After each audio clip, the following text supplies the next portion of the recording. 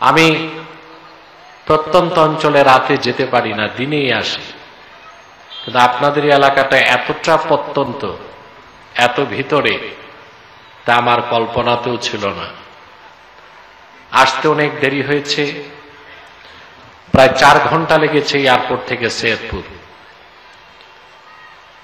আসতে। খুব কষ্ট হয়েছে, দুঃখ পেয়েছি, কষ্ট পেয়েছি, ব্যথা বেদনার বোঝা নিয়ে এসেছি, কিন্তু আপনাদের এই সুন্দর চেহারাগুলো দেখে আমার সব কষ্ট দূর হয়ে গেছে।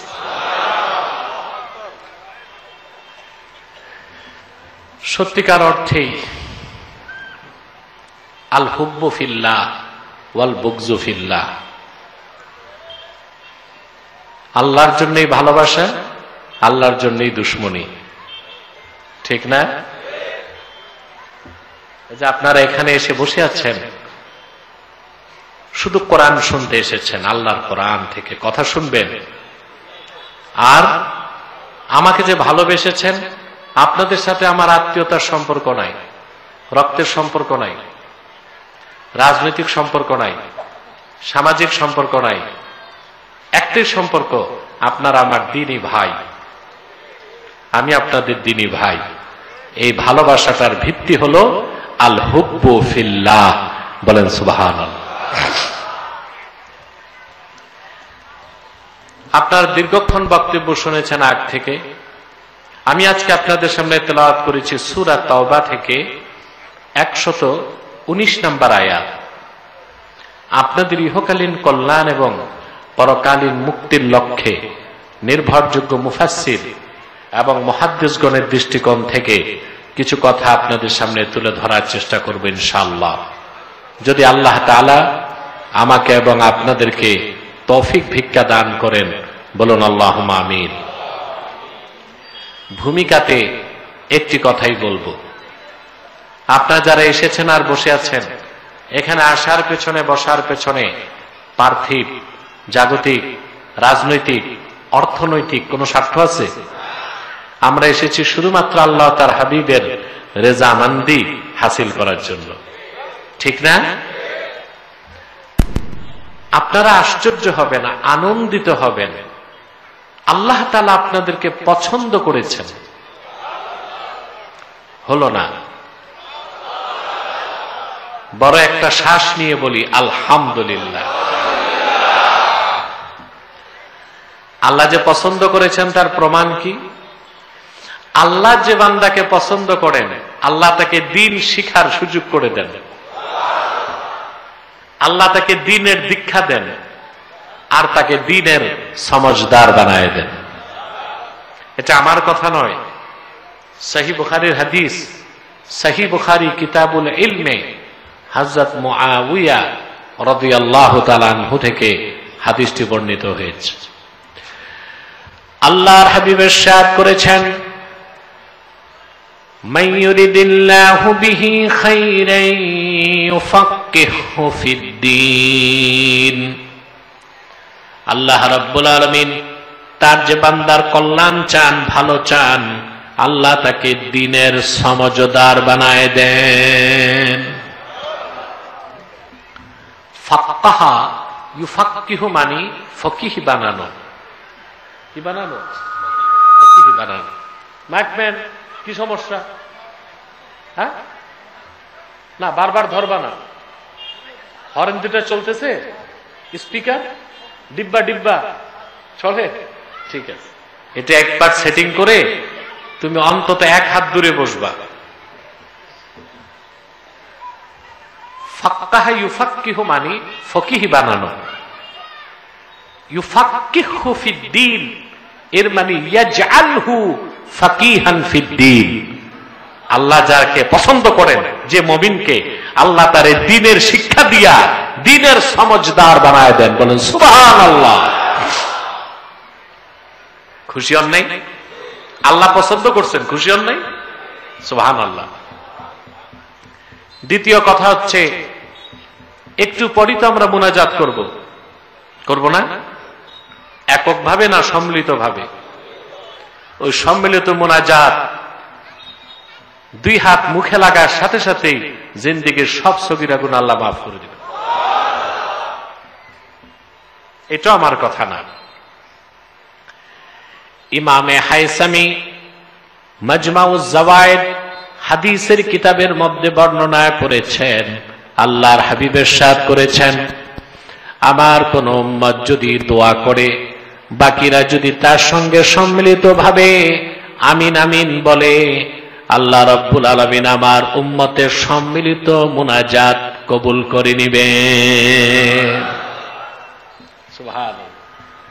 তাহলে আমরা একটু পরে, আওয়াজটা তো ধরে ফেলছে, আগের মতো একটু ছেড়ে দাও না, মাইক ভালো আছে, ও সেটিং করতে একটু সময় লাগবে। তো এই যে একটু পর মুনাজাত করব, গুনাহগুলো মাফ হয়ে যাবে, এতে আমরা খুশি? আমরা খুশি, আমাদের মালিক খুশি। বেজার শুধু শয়তান। বেজার কে? শয়তান। এখন শয়তানের সব চেষ্টা ব্যর্থ হয়েছে, একটা বাকি আছে, মুনাজাতের আগে উঠানো যায় কিনা। আমরাও নেক নিয়ত করে শয়তানের নাপাক গালে একটি চপেটা ঘাত করতে চাই। আমরা নিয়ত করছি কিছুক্ষণ পরে আজকের মুনাজাত করে গুনাহ মাফ করে নিষ্পাপ বেহেশতি আল্লাহওয়ালা হয়ে বাড়ি যেতে চাই। কারা কারা হাত তুলে আল্লাহ তাআলাকে দেখেন। আল্লাহ কবুল করুক, আল্লাহ মঞ্জুর করুক, বলুন আল্লাহুম্মা আমিন। এবার আমার অনুরোধ, যে ভাইরা দাঁড়িয়ে আছেন আল্লাহর রাস্তে বসে যান। যারা দাঁড়িয়ে আছেন তাদেরকে বলছি, এবং যারা মূল প্যান্ডেল থেকে দূরে আছেন, সবটুকুন রহমত আর উপকার পেতে আপনারাও মূল প্যান্ডেলে এসে বসে যান। আলহামদুলিল্লাহ আমাদের প্যান্ডেল ভরে গিয়েছে, বাইরেও বিছানা আছে, আপনারা ওখানে বসুন। এখন যে রোদ, এটা কষ্টদায়ক রোদ না, অনেকটা আরামদায়ক রোদ। এই সুযোগে একটু শরীরটাও ছেঁকে নিলেন, সমস্যা কি? সম্মানিত শুধু আলোচনায় প্রবেশ করছি, আমার সঙ্গে পড়ুন। আউযু বিল্লাহি মিনাশ শাইতানির রাজীম। বিসমিল্লাহির রাহমানির রাহিম। ইয়া আইয়ুহাল্লাযীনা আমানু ইত্তাকুল্লাহা ওয়া কুনু মা'আস সাদিকিন। আল্লাহ তাআলা ঈমানদারদেরকে ডাক দিয়ে বলেন, হে ঈমানদারগণ, বিশ্বাসীগণ, ইত্তাকুল্লাহ, মহান আল্লাহকে ভয় করো, ওয়া কুনু মা'আস সাদিকিন, আর সত্যবাদীদের সঙ্গী হও। সুবহানাল্লাহ। কয়টা নির্দেশ? দুইটা। ইহকালীন কল্যাণের সমস্ত কথা আর পরকালীন মুক্তির যত কথা আল্লাহ এই এক আয়াতে কয়েকটা শব্দে বলে দিয়েছেন। তোমরা মহান আল্লাহকে ভয় করো আর সত্যবাদীদের সঙ্গী হও। সুবহানাল্লাহ। আল্লাহকে যে ভয় পায় ঈমান আনার পরে, তাকে বলা হয় মুত্তাকি। কি বলা হয়? সবকিছুর আগে ঈমান, ঈমানের আগে কোনো কিছু নাই। ঈমান আনলে মুমিন, তারপর শরীয়ত মানলে ওইটা ইসলাম, আপনি মুসলিম। আর যখন পুরাপুরি আল্লাহকে ভয় করতে পারবেন, গুনার কাজ ছেড়ে দিবেন, আপনি মুত্তাকি, মুহসিন। সুবহানাল্লাহ বলেন। ঈমানের আগে কোনো কিছু নাই। সুবহানাল্লাহ। ঈমান আনলে কি? মুমিন। শরীয়তের বিধানগুলো মানলে মুসলিম। আল্লাহকে ভয় করে আপনি যখন তাকওয়ার চূড়ান্ত স্তরে চলে যাবেন, আপনার নাম মুহসিন, আরেক নাম মুত্তাকি। বলেন সুবহানাল্লাহ। আপনি ঈমান যদি আনেন, মুমিন হন, মৃত্যু যদি ঈমানের সাথে হয়, কোনো সন্দেহ নাই আল্লাহ আপনাকে বেহেশত দিবেন। তবে আপনার কাছে গ্যারান্টি নাই যে আপনি বিনা আযাবে বেহেশত পাবেন না আযাবের পরে, অর্থাৎ ফার্স্ট চান্সে না সেকেন্ড চান্সে, এই গ্যারান্টি আপনার নাই। কিন্তু আপনি যদি মুমিন হন, অবশ্যই আপনি বেহেশত পাবেন, যেহেতু আল্লাহর সাথে তার হাবিবের ওয়াদা। আল্লাহ তার হাবিবের প্রত্যেক ঈমানদার উম্মত যত বড় গুনাহগার হোক, তাকে বেহেশত দিবেন। যদি তার আমল নামায় শিরক আর কুফরের গুনাহ না থাকে, শিরকের গুনাহ কুফরের গুনাহ না থাকে। সুবহানাল্লাহি বিহামদিহি। কথাটির পক্ষে একটা দলিল দিচ্ছি। আল্লাহ রাব্বুল আলামিন তার হাবিবকে সূরা দোহাতে ওয়াদা করেছেন, ওয়ালা সাওফা ইউতিকা রাব্বুকা ফাতারদা। মুহাম্মদ সাল্লাল্লাহু আলাইহি ওয়াসাল্লাম, আপনার রব আপনাকে, আল্লাহ তাআলা আখিরাতে এত বেশি নেয়ামত দিবেন, এত বেশি আপনার কথা শুনবেন, আপনি রাসূল রাজি হয়ে যাবেন। এটা আল্লাহর ওয়াদা, তার হাবিবের সাথে ওয়াদা। সুবহানাল্লাহ বলবেন। চিন্তা করেছেন মুসলমান, আদম থেকে ঈসা পর্যন্ত লাখের উপর নবীর চেষ্টা হবে আল্লাহকে কেমন করে রাজি করা যায়, আর আমার আল্লাহর চেষ্টা হবে হাসর ময়দানে কেমন করে আপন হাবিবকে রাজি করা যায়। ওয়ালা সাওফা ইউতিকা রাব্বুকা ফাতারদা, এটা আল্লাহর ওয়াদা। মুহাম্মদ সাল্লাল্লাহু আলাইহি সাল্লাম, আপনার রব আপনাকে, আল্লাহ এত বেশি নেয়ামত দিবেন আখিরাতে, এত বেশি আপনার কথা শুনবেন যে আপনি রাজি হয়ে যাবেন।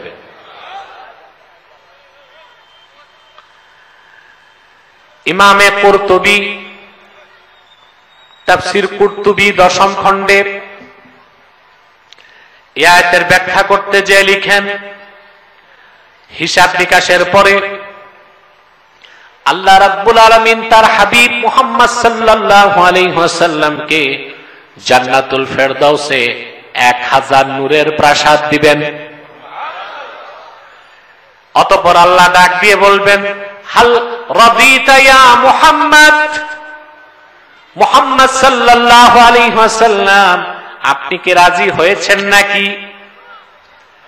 আল্লাহর হাবিব ডেকে বলবেন, মালিক, আমার রক্ত ঝরা দিনের কালেমা বিশ্বাস করেছে আমার অসংখ্য ঈমানদার এখনো তো জাহান্নামে আছে, যতক্ষণ তারা জান্নাতে না যায় আমি রাসূল কেমন করে রাজি হব। সুবহানাল্লাহ।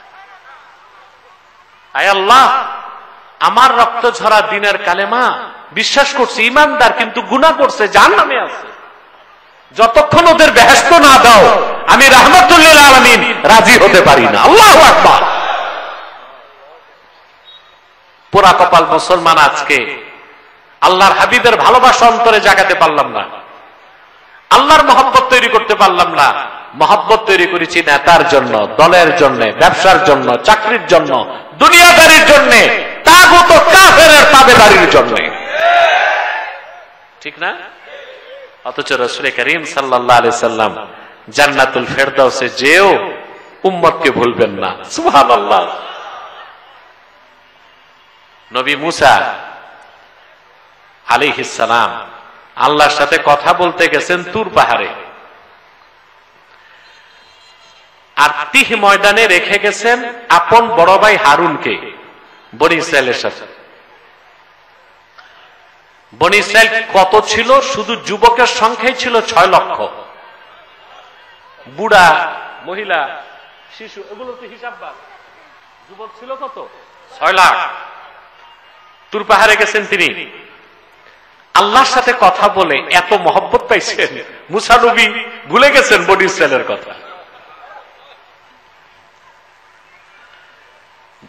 কুখ্যাত সামিরি, সে ছিল বনি ইসরাইলের এক কাফের।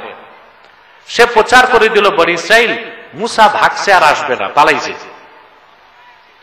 সে তখন মহিলাদের কাছ থেকে স্বর্ণালঙ্কার নিয়ে আগুনে গলিয়ে একটা বাছুর বানাইছে। আর হযরত জিবরিল মুসার কাছে যখন আসতেন ঘোড়া নিয়া, বেহেশতি ঘোড়া, সামিরি দেখেছিল ঘোড়ার পা যেখানে পড়ছে ওখানে ঘাস হয়ে গেছে। সে বুঝতে পারছে এই মাটির পাওয়ার আছে, ওটা সে পোটলায় বেঁধে রেখে দিছে। বাছুর বানায় বাছুরের মুখে দেওয়ার পরই বাছুর হাম্বা হাম্বা শুরু করছে। সামিরি বলল, এটাই তোমাদের খোদা, এটার ইবাদত করো। তারা শিরকে লিপ্ত হয়ে গেল। আল্লাহ বলেন, মুসা জলদি যাও, ওরা তাওহীদকে বাদ দিয়া শিরক করতেছে। মুসা নবী সেই দৃশ্য দেখে বরদাস্ত করতে পারলেন না। তার আপন বড় ভাই পয়গম্বর হযরত হারুনের দাড়ি ধরলেন বাম হাতে, আর ডান হাতে এক থাপ্পড় লাগাই দিলেন। হারুন বলল, আমাকে মারো কেন? লা তাখুজ বিল্লাহিয়াতি, আমার দাড়িটা শক্ত করে ধরো না, এটা কি করতেছো তুমি? বলে, তুমি থাকতে বনি ইসরাইল কিভাবে শিরক করলো, জবাব চাই। হযরত হারুন বললেন, আমি বাধা দিছি, মানাতে পারি নাই। মুসা নবী তুর পাহাড়ে যে বনি ইসরাইলকে ভুলে গেলেন।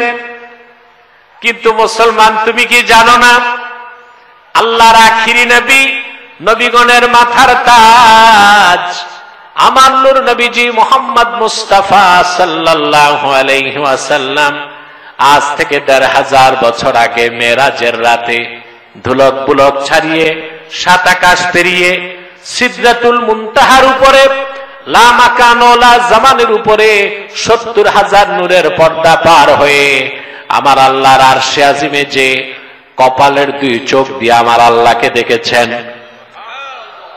আল্লাহকে সাজদা করেছেন, আল্লাহর সঙ্গে কথা বলেছেন, উম্মতকে ভুলে যান নাই। বিদায় বেলা বলেছেন, আল্লাহ আমার উম্মতের জন্য কি হাদিয়া দিবা দিয়ে দাও। আল্লাহ রাব্বুল আলামিন ৫ ওয়াক্ত নামাজ হাদিয়া করে দিলেন। সুবহানাল্লাহ। রাসূল করিম সাল্লাল্লাহু আলাইহি সাল্লাম জান্নাতুল ফিরদাউসে যেও উম্মতকে ভুলবেন না। আল্লাহ ১০০০ নূরের প্রাসাদ দিয়ে বলবেন, হাবিব রাজি হইছেন? আল্লাহর হাবিব বলবেন, আল্লাহ আমার রক্ত ঝরা দ্বীনের কালেমা বিশ্বাস করছে এমন অসংখ্য ইমানদার তোমার জাহান্নামে আছে, আমি রাজি হব কেমনে? ভাইরা, আপনারা বসবেন না। আমাদের মাহফিলগুলোতে অমুসলিম বা হিন্দুরাও আসে, তারা বসতে লজ্জা পায়, আমরা তাদের বসতে বলি না। ওই রকম ছাড়া মুসলমান যারা আছেন আল্লাহর হস্তে বসেন।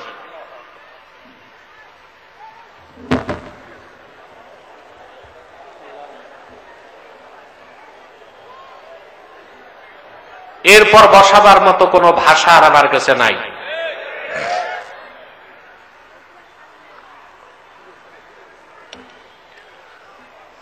ভাইরা, কষ্ট হচ্ছে?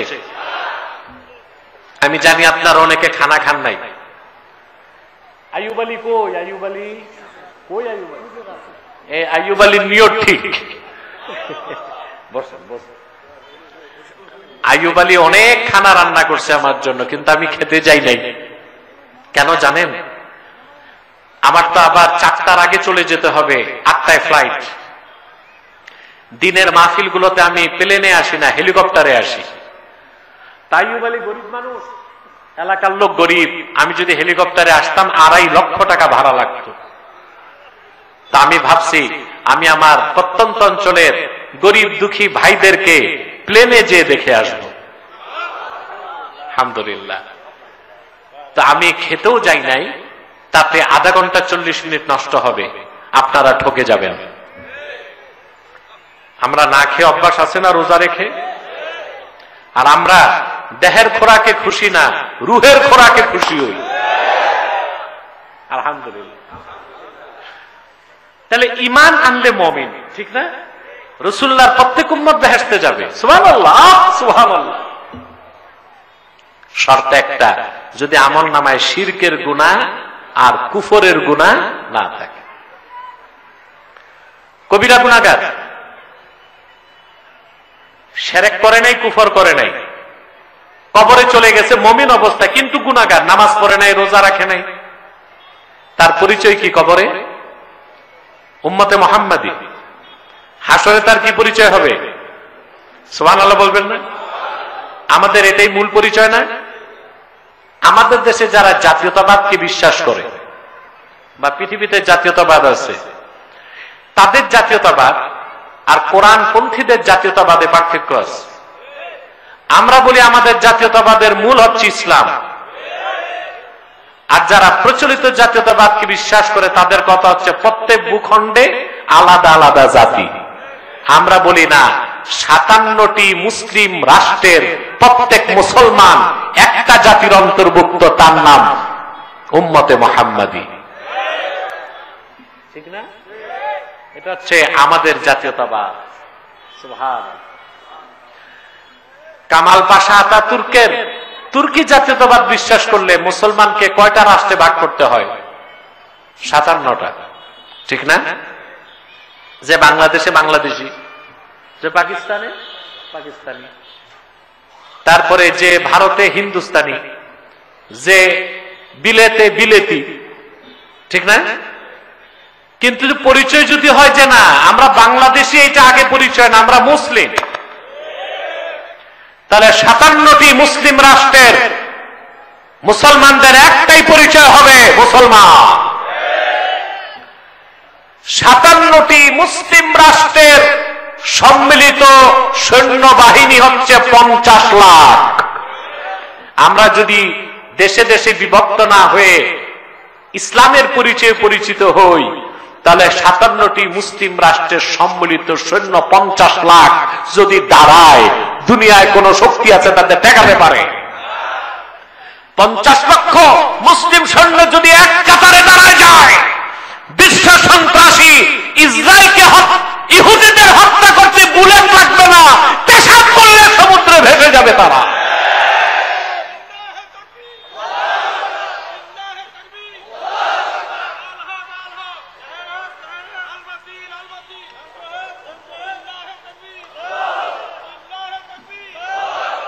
সম্মানিত সুধী, তা আমাদের পরিচয় আমরা উম্মতে মুহাম্মাদি, মুসলমান না বাংলাদেশি? বাংলাদেশি পরিচয় পরে, ওটা কবে পরে। তারপরে দেখেন আপনারা, কবরে যাওয়ার পর প্রশ্ন হয় ওমা দীনুক, তোমার দিন কি? না জিজ্ঞেস করে তোমার দল কি? কি জিজ্ঞেস করে? ওখানেও পরিচয় কি? উম্মতে মুহাম্মাদি। হাসর ময়দানে পরিচয় কি হবে? সুবহানাল্লাহ বলবেন না? হাদিস সাক্ষ্য দেয়, আল্লাহর হাবিব ইরশাদ করেছেন, আহলুল জান্নাতি ইশরুনা ওয়া মিআতু সাফিন।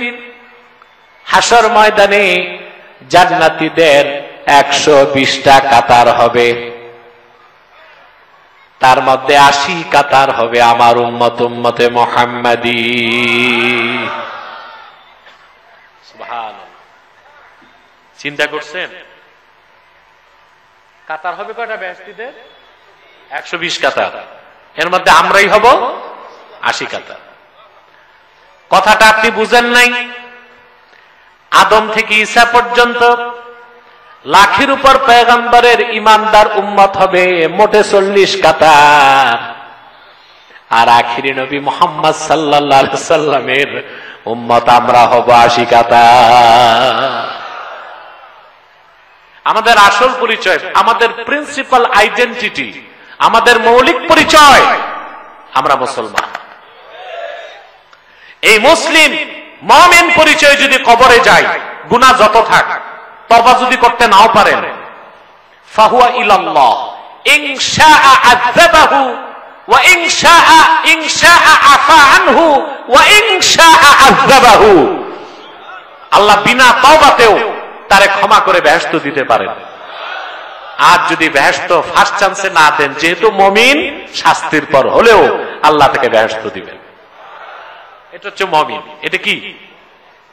ঈমান আনার পরে ইসলাম। ঈমান আনার পরে কি? ঈমান নাই, ইসলামে ঢোকার কোনো সুযোগ নাই। কথা বলে না? আগে মুমিন হতে হবে। ঈমানে সামান্য পরিমাণ খতরা থাকলে আপনি মুসলিম হইতে পারবেন না। পারবেন? আমাদেরকে, আমরা যখন কাফের মুশরিকদের বিরুদ্ধে সোচ্চার বক্তব্য দিতাম, আগে যারা ছিল রাষ্ট্র ক্ষমতায়, এখন তো নাই, পালাইছে। পালাইছে না?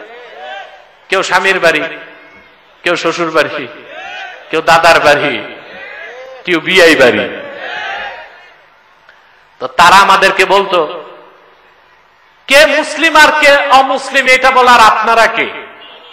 আমাদেরকে বলতো। তা আমি আবার বলতাম, আমি ভয় পেতাম না। আমি আবার বলতাম, তো কে রাজাকার কে দেশপ্রেমিক এটা বলার তোমরা কে? বলে কে মুসলিম কে অমুসলিম হিসাব তো হাসরেই হবে। তাই আমি বলি চোরের শাস্তি দাও কেন? চোরের বিচারও তো হাসরে হবে। এসব হচ্ছে জিএমটিটি, জাতে মাতাল তালে ঠিক। কে মুসলিম কে অমুসলিম, কারা মুমিন কারা কাফের, এটা বলার অধিকার আল্লাহ উম্মতে মুহাম্মদীকে দিবেন কিনা? দলিল এ কোরআন। শোনেন, আল্লাহ পাক উম্মতে মুহাম্মদীর ব্যাপারে বলেন, وَكَذَلِكَ جَعَلْنَاكُمْ أُمَّةً وَسَطًا لِتَكُونُوا شُهَدَاءَ عَلَى النَّاسِ وَيَكُونَ الرَّسُولُ عَلَيْكُمْ شَهِيدًا। আল্লাহ পাক বলেন, উম্মতে মুহাম্মদী, আর এভাবে আমি তোমাদেরকে শ্রেষ্ঠ ন্যায়পরায়ণ উম্মত বানাই দিয়েছি। লিতাকুনু শুহাদা আলান নাস, যেন তোমরা গোটা মানব জাতির পক্ষে সাক্ষ্যদাতা হতে পারো। তোমাদেরকে আমি সাক্ষ্যদাতা বানাই দিয়েছি। উম্মতে মুহাম্মদী, তোমাদের সাক্ষ্যই আমি কবুল করব। তোমরা যাদেরকে কাফের বলবা, আমি আল্লাহ তাদেরকে কাফের বলি। তোমরা যাদেরকে হক বলবা, আমি আল্লাহ তাদেরকে হক বলি। তোমরা যাদেরকে বেঈমান বলবা, আমি আল্লাহ তাদেরকে বেঈমান বলি। কারণ তোমরা হচ্ছে আমার পক্ষে সাক্ষ্যদাতা। বলেন সুবহানাল্লাহ। তাহলে প্রথম হচ্ছে ঈমান। ঈমান আনলে আপনি মুমিন, তারপর আপনি ইসলামে ঢুকবেন। সুবহানাল্লাহ বলেন। আমি একটা তথ্য উপহার দিচ্ছি ভাইরা, চিন্তা করে দেখেন তো, কারীমের কোথাও আল্লাহ রাব্বুল আলামিন কাফের মুশরিকদেরকে মুসলিম হতে বলেন নাই। মনোযোগ দিয়ে শুনতেছেন নাকি? আর একটু শুনেন, কান পেতে শুনেন। কোরআন কারীমের কোথাও আল্লাহ তাআলা কাফের মুশরিকদেরকে মুসলিম হতে বলেন নাই। কাফের মুশরিকদেরকে বলেছেন ঈমান আনো, আর ঈমানদারদেরকে বলেছেন ইসলামে ঢুকো। আগে কি কথা বলে না? ঈমান সবকিছুর আগে কি? এজন্য কাফের মুশরিককে বলা হয় নাই ইসলামে ঢুকো, মুমিনদেরকে বলা হয়েছে ইসলামে ঢুকো। সুবহানাল্লাহ। কাফের মুশরিকদেরকে বলা হয়েছে মুমিন হও, মুমিনদেরকে বলা হয়েছে মুসলিম হও। সুবহানাল্লাহ বলেন, ঠিক না?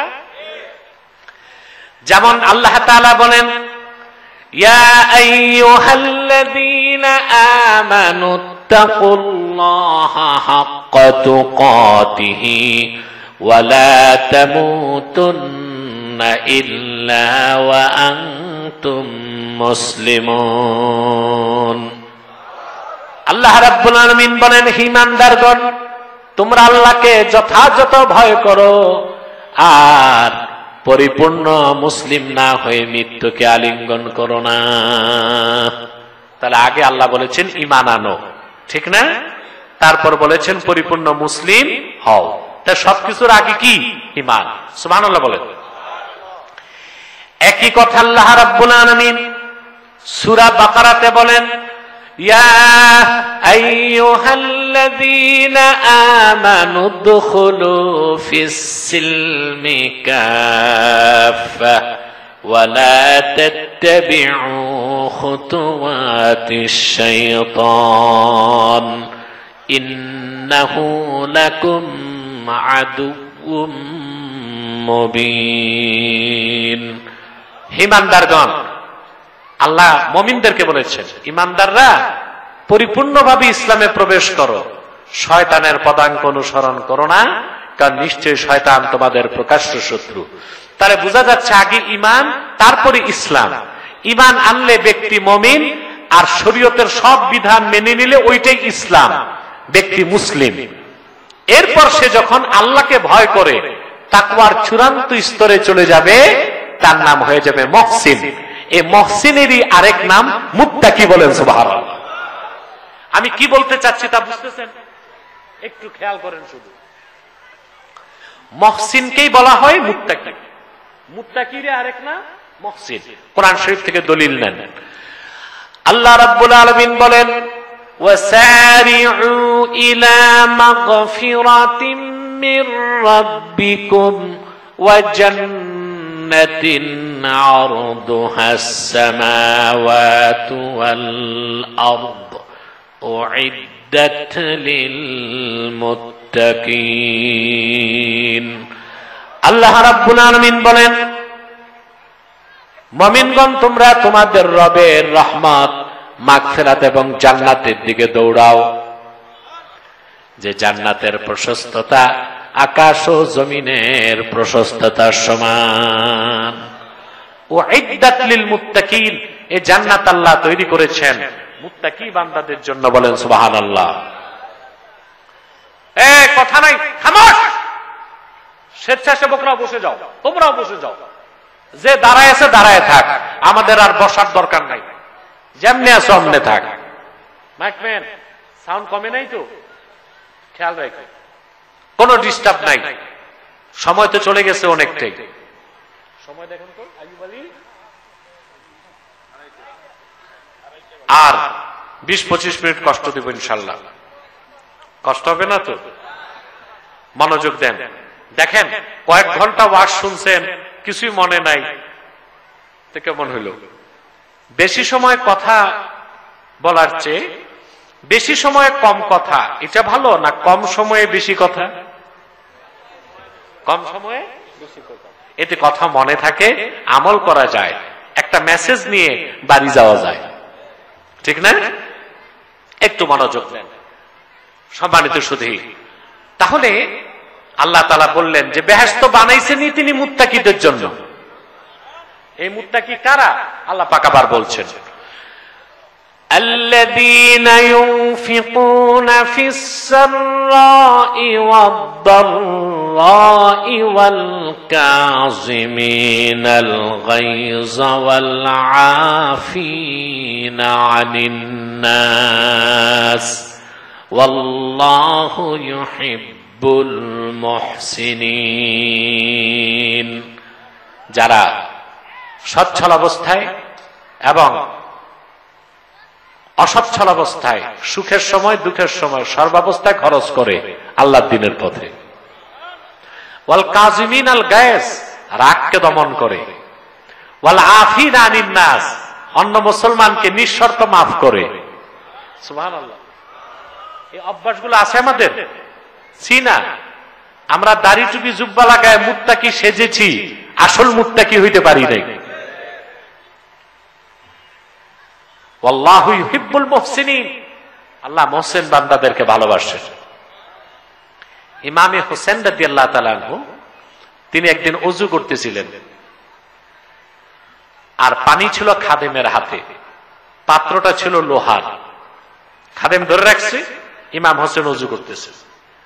খাদেমের সামান্য ভুলের কারণে লোহার পাত্র যে ওনার মুখে লাগছে, আর সাথে সাথে সামনের দুইটা দাঁত মোবারক শহীদ হয়ে গেছে, রক্ত ঝরছে। প্রচন্ড ব্যথায় আর গুসায় ইমাম হোসেন কাঁপতেছেন। খাদেম চিন্তা করলো, করলামটা কি, জবাব দিব কি? হুজুরের রাগ কেমনে কমাবো? আর যেন তেন ব্যক্তি তো না, আহা রাসূলুল্লাহর কলিজার টুকরা ফাতেমার নয়নের মণি ইমাম হোসেন, আরেকজন ছিলেন হাসান। সুবহানাল্লাহ। ওনার দাঁত আমার কারণে শহীদ হয়ে গেছে। প্রচন্ড ব্যথায় রাগে ইমাম হোসেন কাঁপতেছেন। বিচক্ষণ খাদেম কোরআন শরীফ তেলাওয়াত শুরু করছে, الذين ينفقون في السراء والضراء والكاظمين الغيظ। খাঁটি মুমিনগণ রাগ দমন করে। ইমাম হোসেন সাথে সাথেই ঠান্ডা হয়ে গেলেন। এবার খাদেম চিন্তা করছে, হুজুরের রাগ তো দমন করছি, জরিমানা তো লাগবে, দাঁত যে ভাঙছি, টাকা দিব কোত্থেকে? সামনে তেলাওয়াত করতে লাগছে, ওয়াল আফিনা আনিন নাসি ওয়াল্লাহু ইউহিব্বুল মুহসিনিন। খাঁটি মুমিনগণ অন্য মুসলমানকে নিঃশর্ত ক্ষমা করে দেয়, আল্লাহ মুহসিনদেরকে ভালোবাসেন। ইমামে হোসেনের চেহারায় খুশির ঝিলিক দিয়ে উঠল।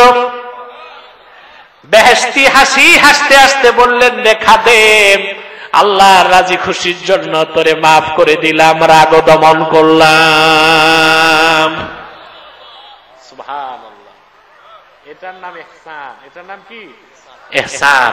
অতএব ঈমান আনলে মুমিন, শরীয়ত মানলে মুসলিম, আর আল্লাহর ভয় অন্তরে যদি সর্বোচ্চ পর্যায়ে জাগাতে পারেন, গুনার কাজ ছেড়ে দেন, আপনার পরিচয় হয়ে যাবে মহসিন। মহসিনেরই আরেক নাম মুত্তাকি। বলেন সুবহানাল্লাহ। আল্লাহর ভয় ছাড়া মুত্তাকি হওয়া যায় না।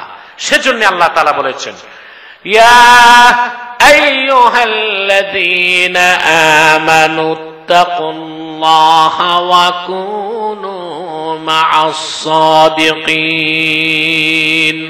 ঈমানদারেরা, কাফেরদেরকে বলেন নাই, ঈমানদাররা আল্লাহকে ভয় করো। সুবহানাল্লাহ বলেন।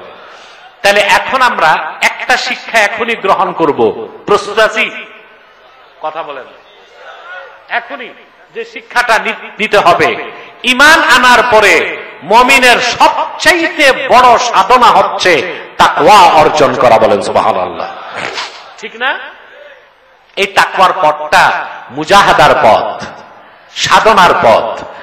আল্লাহ রাব্বুল আলামিন বলেন, ওয়াল্লাযীনা জাহাদু ফীনা লানাহদিয়ান্নাহুম সুবুলানা ওয়া ইন্নাল্লাহা লামাআল মুহসিনিন। সুবহানাল্লাহ। ওয়াল্লাযীনা জাহাদু ফীনা আই ওয়াল্লাযীনা জাহাদু ফি হাক্কিনা। আর যেসব মুমিন আমি আল্লাহ সন্তুষ্টির জন্য সাধনা করে, মুজাহাদা করে, হারাম কাজগুলো বাদ দেয়, শরীয়তের বিধানগুলো মানে, আমি আল্লাহ তার মুক্তির জন্য সমস্ত দিক নির্দেশনা করে দিব। ওয়া ইন্নাল্লাহা লামাআল মুহসিনিন।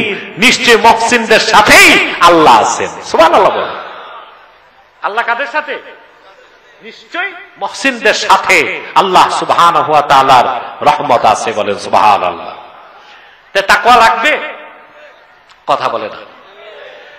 আপনি বিত্ত বৈভব কামাই করলেন, টাকা পয়সা, জনসমর্থন, জনপ্রিয়তা, গাড়ি বাড়ি, নারী নার্সারি, টেক্সটাইল মিল, ফ্যাক্টরি সব আছে আপনার, কিন্তু আপনার যদি তাকওয়া না থাকে, আল্লাহর কাছে আপনার 2 পয়সার মূল্য নাই। এই পৃথিবীতে যার বংশমর্যাদা বেশি, টাকা বেশি, আল্লাহর কাছে তার দাম বেশি নাকি? না। বিদায় হজ্জের ভাষণে আল্লাহর হাবিব লক্ষাধিক সাহাবীকে উদ্দেশ্য করে বলেছেন, লা ফাদলা লি আরাবিয়্যিন আলা আজামি ইল্লা বিত্তাকওয়া। কোন আরবীর উপর, কোন অনারবীর উপর, কোন আরবীর কোন শ্রেষ্ঠত্ব নাই, কোন মর্যাদা নাই। মুমিনের উপর মুমিনের মর্যাদার মানদণ্ড হলো তাকওয়া। যে মুসলমানের তাকওয়া বেশি, আল্লাহর কাছে তার দাম বেশি। সুবহানাল্লাহ। তাকওয়া, আল্লাহু আকবার। মুমিনের এর চেয়ে দামি কিছু নাই, এর চেয়ে দামি কিছু। আল্লাহ রাব্বুল আলামিন কথাটি অন্যত্র বলেন, ইয়া আইয়ুহান নাসু ইন্না খালাকনাকুম মিন যাকারিন ওয়া উনসা ওয়া জাআলনাকুম শুউবান ওয়া ক্বাবাইলা লিতাআরাফু ইন্না আকরামাকুম ইনদাল্লাহি আতকাকুম। আল্লাহ রাব্বুল আলামিন বলেছেন, হে মানব জাতি, আমি তোমাদেরকে একজন পুরুষ তার নাম আদম আর একজন নারী যার নাম হাওয়া, এই 2 জন থেকে সৃষ্টি করেছি। বিভিন্ন গোত্রে আর সম্প্রদায় বিন্যস্ত করেছি। মনে রেখো মানব জাতি, ইন্না আকরামাকুম ইনদাল্লাহি আতকাকুম, তোমাদের মধ্যে আল্লাহর কাছে তার দাম বেশি যার তাকওয়া বেশি। আল্লাহর ভয় যে মুমিনের অন্তরে যত বেশি, তার মর্যাদা, তার দাম, তার সম্মান আল্লাহর কাছে তত বেশি। বলেন সুবহান। হযরতে বেলাল রাদিয়াল্লাহু তাআলা, ১৫০০ বছর আগে ওনার বাজার মূল্য ছিল ৬ দিরহাম। কত? মাত্র ৬ দিরহাম। কিন্তু এই বেলাল রাদিয়াল্লাহু তাআলার মর্যাদা অন্য সাহাবীদের থেকে, কুরাইশ সাহাবীদের চেয়ে বেড়ে গেছিল না? আরে ভাই কথা বলো, বাড়ছিল না? ইমামে মুনজিরি আত-তারগীব ওয়াত তারহিবের মধ্যে রওয়ায়াত করেছেন, মেরাজ রজনীতে আল্লাহ তাআলার আরশে আজিমের সফর থেকে মক্কা মুকাররমায় ফিরে এসে আল্লাহর হাবিব বেলালকে জিজ্ঞেস করলেন, রে বেলাল, এমন কি আমল গোপনে করো আল্লাহর কাছে এত প্রিয় হয়ে গেছো তুমি? হযরত বেলাল বললেন, ইয়া রাসূলুল্লাহ, ইয়া হাবিবাল্লাহ, আপনার কদমে আমার জান কুরবান। কেন এই প্রশ্নটি করলেন? আল্লাহর হাবিব বললেন, বেলাল, আমি মেরাজ রজনীতে প্রথম আকাশ পার হয়ে যখন আমি আল্লাহর আরশ আজিমের দিকে চললাম, আলমে মেসাল থেকে আমি তোমার পদধ্বনি শুনেছি। হযরত বেলাল বললেন, ইয়া রাসূলুল্লাহ, ইয়া হাবিবাল্লাহ, একটা আমল করি, কাউকে বলি নাই। যখনই আমি ওযু করে মসজিদে ঢুকি, 2 রাকাত তাহিয়াতুল ওযু না পড়ে আমি মসজিদে বসি না। সুবহানাল্লাহ। হযরত বেলাল, যার মূল্য ছিল 6 দিরহাম, কত? সহিহ বুখারীর হাদিস, 2য় খণ্ডের হাদিস। হযরতে ওমর রাদিয়াল্লাহু তাআলা আনহু, সুবহানাল্লাহ, হযরত ওমর, হাদিস সাক্ষ্য দেয়, ইয়াফিরু শায়তানু মিন জিল্লি ওমর, হযরত ওমরের ছায়া দেখলে শয়তান দৌড় দিত। শুধু তাই না, আমি একটা আমল বলে যাই আপনাদের। যুবকদের একটা রোগ হয়, নাইট পলিউশন, বুঝছেন? এটা বাংলা কি হবে? স্বপ্নদোষ। স্বপ্নদোষ হয় না যুবকদের? এগুলো ঘন ঘন হয়, স্বাস্থ্য নষ্ট হয়ে যায়। দেখা যায় বিয়ের সময় স্ত্রীর কাছে ধরা খায়, লজ্জা পায়, ঠিক না? তো ধরা খাওয়ার পর আর কি করবে? বাকি জীবন কবিরাজের দোকানে শালসার বোতল টানতে টানতে জীবন শেষ। এগুলো বিয়ের আগেই চেক আপ করতে হয়। তো যাদের স্বপ্নদোষ বেশি হয় তাদের জন্য 2টা আমল। একটা হচ্ছে ওযু করে বুকের উপর ডান হাত রেখে সূরা তারিক ওয়াস সামাই ওয়াত তারিক, এই সূরাটা একবার পরে ঘুমায় যাবেন, সে রাতে শয়তান আপনাকে নষ্ট করতে পারবে না। আর যদি এটা না পারেন, তা শুধু ওযু করে হযরত ওমরের নাম আইন মিম রা বুকে লিখে রাখবেন, তাতেও স্বপ্নদোষ হবে না। শয়তান হযরত ওমরকে এত বেশি ভয় পায়, বলেন সুবহানাল্লাহ। এই ওমর রাদিয়াল্লাহু তাআলা আনহু অর্ধেক পৃথিবীর শাসক যিনি ছিলেন, খলিফাতুল মুসলিমিন হিসেবে ধুলার তখতে বসে অর্ধেক পৃথিবী শাসন করেছেন, সেই হযরত ওমর বলেছেন, আবু বকরিন সাইয়্যিদুনা ফাআতাকা সাইয়্যিদানা, আমাদের একজন নেতা আবু বকর সিদ্দিক, তিনি আযাদ করেছেন আরেক নেতা, তার নাম বেলাল। হযরত ওমরের মতো মানুষ বেলাল হাবশিকে নেতা বলে স্বীকৃতি দিচ্ছেন। তাকওয়া, এর নাম কি? সুবহানাল্লাহ বিহামদিহি। আমার ভাইরা, সেজন্য আল্লাহ রাব্বুল আলামিন মুমিনদেরকে বলেছেন, ওয়াতাযাওয়াদু ফাইন্না খায়রাজ যাদিত তাকওয়া, মুমিনরা তোমরা পাথেয় সঞ্চয় করো, সম্বল তৈরি করো। জেনে রেখো, মুমিনের জন্য সর্বশ্রেষ্ঠ পাথেয় হলো তাকওয়া। আল্লাহ বলেছেন, ওয়াতাযাওয়াদু, ও মিয়া সাহেব বসো না, তোমরা দাঁড়ায় থাকলে পিছনে যারা বসেছে তারা তো দেখতে পায় না আমাকে, বসে যাও। খেয়াল করতেছেন কথা?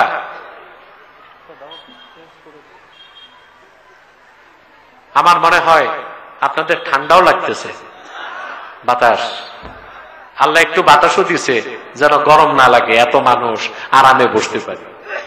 সুবহানাল্লাহ। সম্মানিত সুধী, আল্লাহ বলেছেন ওয়াতাযাওয়াদু, খেয়াল করেন আমার দিকে। তাযাওউদ আরবিতে বলা হয় ইত্তেখাযুজ জাত। মানুষ যখন সফরে বের হয় সাথে যে খাদ্য নেয় ওইটাকে বলা হয় জাত। কি বলে? জাত। জাত। ইত্তেখাজু জাতকেই আরবিতে বলা হয় তাজাউউদ। সফরে মানুষ গেলে সঙ্গে খাবার নেয় না? আল্লামা বদরুদ্দিন আইনি উমদাতুল কারিতে লিখেছেন, জাত হচ্ছে আত-তাআমুল্লাযী ইয়াসতাসহিবুহুল মুসাফির ইনদা সফর। মুসাফির যখন সফরে বের হয় সাথে যে খাদ্য রাখে ওইটাকে বলা হয় জাত। আমি একটা উদাহরণ দিচ্ছি। আপনি, এটা কি নাম? কচাকাটা। এটা কি থানা নাকি? এখন কচাকাটা আপনি হোটেলে বসে সকালে 3টা পরোটা খাইছেন, ওটা তাআম। ওটা কি? তাআম। কিন্তু ঢাকা যাবেন, বাসে উঠবেন আর 3টা পরোটা পকেটে রাখছেন, বগুড়া পার হয়ে খাবেন। এই জন্য ওই যে খাইছেন 3টা বসে, ওইটা তাআম। আর সফরে যে 3টা পরোটা নিয়েছেন ওইটা কি? জাত। সুবহানাল্লাহ। আল্লাহ তাআলা বলেছেন ওয়া তাজাওয়াদু, মূলত হুকুমটা হাজীদের জন্য খাস। ১৫০০ বছর আগে আল্লাহর হাবিবের নূরের জামানায় যারা হজ করতে চাইতেন সঙ্গে তারা ছাতু নিতেন, শুকনা গোশত নিতেন। আল্লাহ বলেছেন এগুলো তৈরি করো, তবে জেনে রেখো হাজীদের জন্য সবচেয়ে বড় পাথেয় হচ্ছে তাকওয়া। হুকুমটা হাজীদের জন্য খাস, বাকিদের জন্য আম। কারণ আমরা প্রত্যেকেই তো মুসাফির আর সফরে আছি। সফরে আছি না? কথা বলে না। পাথেয় লাগবে? কথা বলে না। আমাদের গন্তব্য আখিরাত, সফর চলতেছে, পাথেয় লাগবে।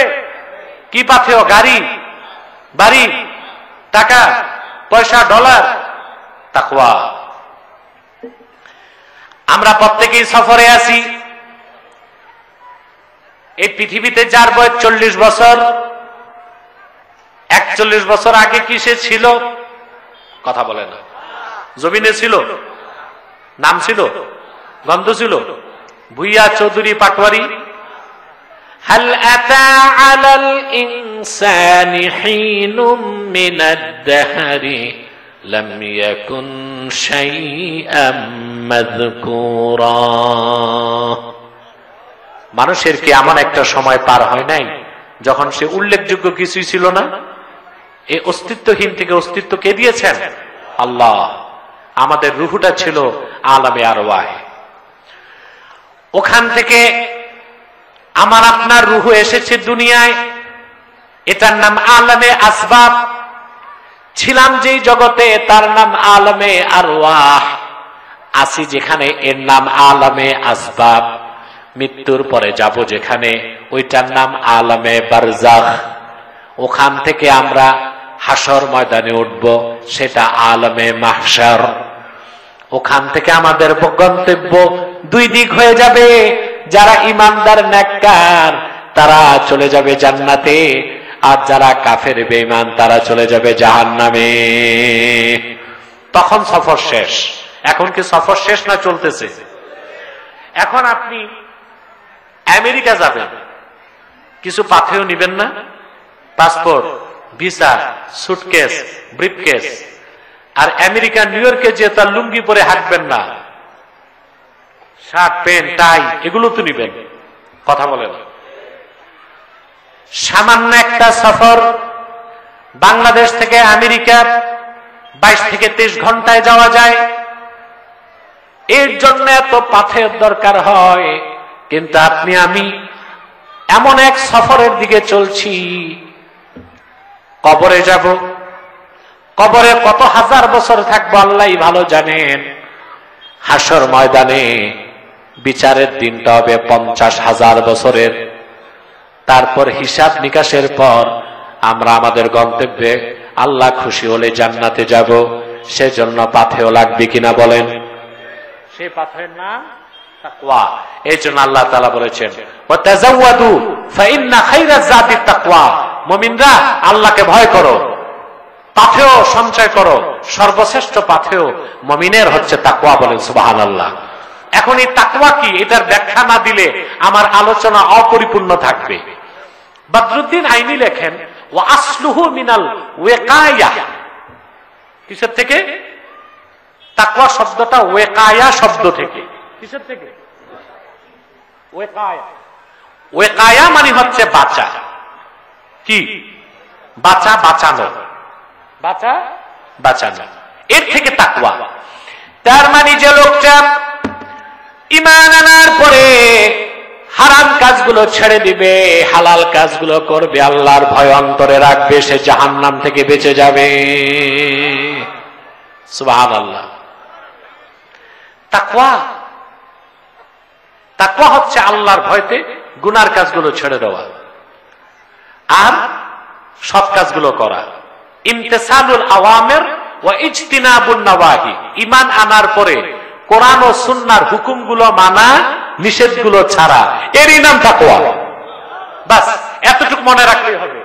ঈমান আনার পরে কোরআন ও সুন্নাহর আদেশগুলো গ্রহণ করা, নিষেধগুলো ছেড়ে দেওয়া, এর নাম কি? তাকওয়া। সুবহানাল্লাহ বলবেন না? আমার দেশের শতকরা ৮৮% মানুষ তাকওয়া বুঝে না, মুত্তাকি বুঝে না। ২-৪ ওয়াক্ত নামাজ পড়ে একটু দাড়ি টুপি লাগায় মনে করে আমি তো মুত্তাকি দরবেশ হয়ে গেছি। দাড়ি তাকওয়া না, পাগড়িটা তাকওয়া না, জুব্বাটা তাকওয়া না, এটা লেবাসুত তাকওয়া। এটা কি? এই দাড়ি, টুপি, জুব্বা, কুর্তা, এগুলো তাকওয়া? লেবাসুত তাকওয়া। তো তাকওয়া কই? সুনান তিরমিজিতে এসেছে, আল্লাহর হাবিব ইরশাদ করেছেন, আত-তাকওয়া হাহুনা, আত-তাকওয়া হাহুনা, আত-তাকওয়া হাহুনা, ফাশারা ইলা সাদরিহি সালাসা মাররাত। আল্লাহর হাবিব সাহাবায়ে কেরামকে বললেন, তাকওয়া এখানে, তাকওয়া এখানে, তাকওয়া এখানে। রাসূলুল্লাহ কথাটা ৩ বার বললেন আর আঙ্গুল নূরের আঙ্গুল দিয়া নূরের সিনার দিকে ৩ বার ইশারা করলেন। তার মানে প্রত্যেকটা মানুষের বাম বুকের 2 আঙ্গুল নিচে একটা গোশতের টুকরা আছে। সুবহানাল্লাহ। ওটার নাম কি? কলব। শুনি কিছু কোন বক্তা নাকি বলছে কলব মাথায়। আমি বলছি যে বলছে কলব মাথায় তার মগজ হাঁটুতে। তার মগজ কই? হাঁটুতে। কলব হচ্ছে এখানে। কোরআন অনুযায়ী কোরআন বলতেছে কলব সিনায়। এই বক্তাগুলো এতটা গাঁজাখুরি কথা কিভাবে বলে আমার বুঝে আসে না। পবিত্র কোরআনে আল্লাহ বলেছেন কলব কোথায়? ফাইন্নাহা লা তা'মাল আবসার ওয়ালাকিন তা'মাল কুলুবুল্লাতী ফিস সুদূর। আল্লাহ বলেছেন কাফেররা কপালের চোখে অন্ধ না, বরং তাদের সিনা সমূহে যে চোখ আছে ওই চোখে তারা দেখে না, কলবের চোখে দেখে না। আর কলব কোথায়? আল্লাহ বলেছেন সুদূর। সাদরুনের বহুবচন সুদূর। কথা বলেন না। সাদরুন অর্থ কি? সিনা। আর রাসুন মানে মাথা, এর বহুবচন রুউস। আল্লাহ এটা বলেন নাই ফির রুউস, বলেছেন ফির সুদূর। তো কোরআন শরীফে তো আছে কলব কই? সিনায়। কোথায়? সিনায়। মুতাজিলাদের আকীদা যে কলব হচ্ছে মাথায়, মুতাজিলাদের আকীদা। এরপর সহিহ হাদিসে এসেছে কলব কই? সিনায়।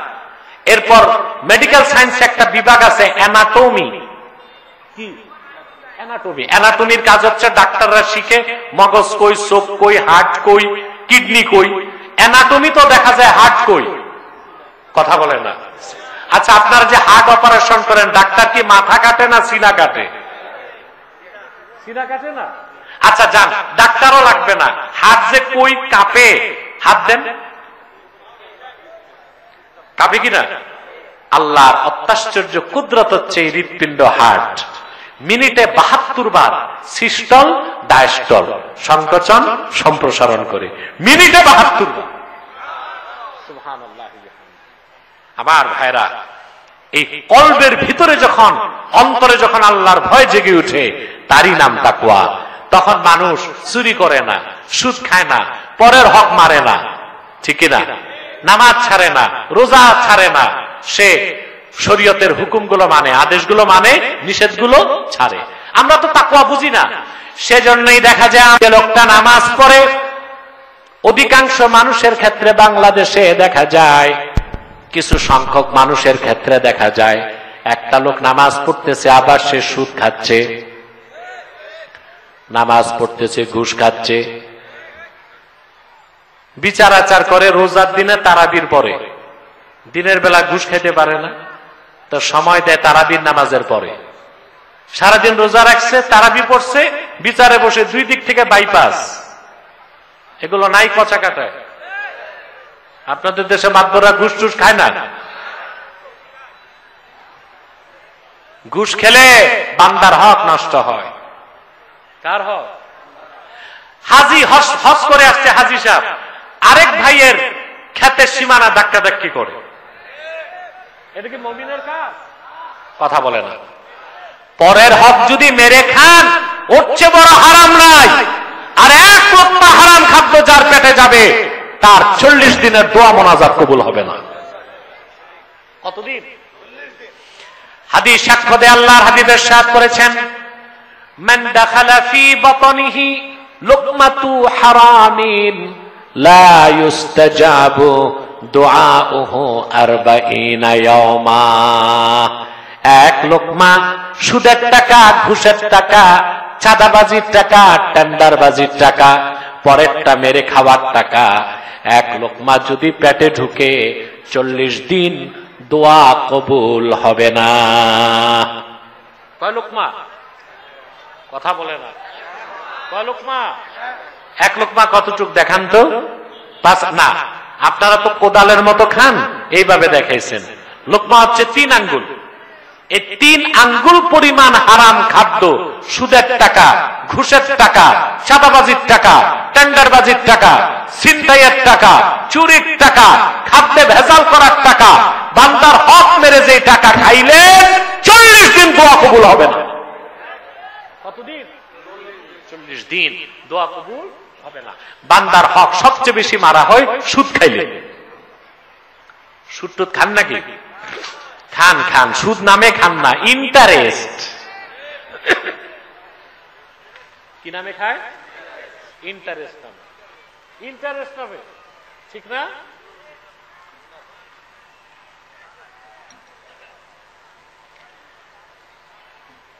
মুসলমান, সুদটার বাদ দেন। সাউন্ডটা কমে গেছে রে ভাই, একটু একটু বাড়া। তার মাইকটা মনে অটোমেটিক হয়ে গেছে, তুমি একটু খেয়াল রাখো। সুদ খাবেন না। আমি একটা হাদিস শোনায় যাই, আশা করি কোন মুসলমান আর সুদ খাবেন না। আকলু দিরহামিন মিনার রিবা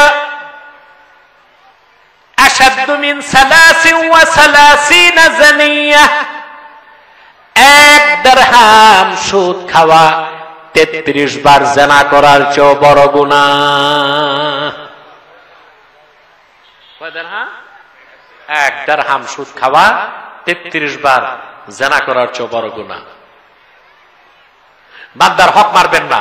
তাহলে বলতেছি তাকওয়া কি? শুধু দাড়ি টুপি জুব্বা কুর্তা লাগাই তাকওয়া অর্জন করা যায় না। আল্লাহর ভয় অন্তরে জাগ্রত করে গুনার কাজ ছেড়ে দেওয়াটাই তাকওয়া। বলেন সুবহানাল্লাহ। এবার তাকওয়ার ব্যাপারে একটা সংজ্ঞা দিয়ে আমি সামনের অংশটা 5 মিনিট আলোচনা করে দিচ্ছি, ঠিক আছে? আল্লাহর নির্দেশ কয়টা? সূরা তওবা 119 নম্বর আয়াতে 2টা। একটা নির্দেশ আমরা আলোচনা করতেছি। হযরত ওমর রাদিয়াল্লাহু তাআলা একদিন মদিনা মুনাওয়ারাতে হাঁটতেছিলেন, অপর দিক থেকে আসতেছিলেন। হযরত ওমর রাদিয়াল্লাহু তাআলা হাঁটতেছেন মক্কা মুকাররমায় কিংবা মদিনাতুল মুনাওয়ারায়, আরবের মধ্যেই কাবুল আহবার আসতেছে। কাবুল আহবার, কাবুল আহবার ছিলেন তাবেঈ, সাহাবী না, কিন্তু আব্দুল্লাহ বিন আব্বাসের কাছ থেকে রাদিয়াল্লাহু তাআলা আনহু কোরআনের তাফসীর তিনি অনেক শিখেছিলেন। হযরত ওমর কাবুল আহবারকে ডাক দিয়ে বললেন, ইয়া কাব হাদিসনি আনিত তাকওয়া। কাব, তুমি আমাকে তাকওয়া কি জিনিস তা একটু বুঝায় দাও।